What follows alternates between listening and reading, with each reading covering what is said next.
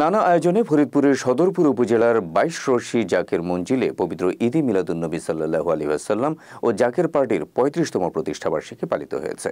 রোববার রাতে ফরিদপুরের সদরপুর উপজেলার ২২ রশি বিশ্ব জাকের মঞ্জিলে এ আয়োজন সম্পন্ন হয়।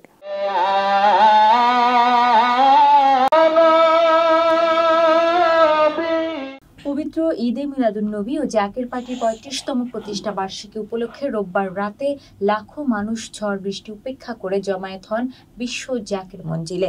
বাদ মাগরিব থেকে ওয়াক্তীয় নামাজের পাশাপাশি নফল ইবাদত বন্দেগী পালন করেন উপস্থিত ধর্মপ্রাণ মুসলমানরা।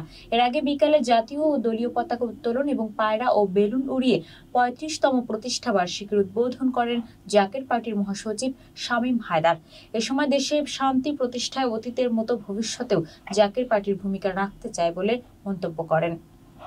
বিশ্ব জাকের মঞ্জিল ২২ রশি পাক দরবার শরীফে হাজির হয়েছি গো আল্লাহ।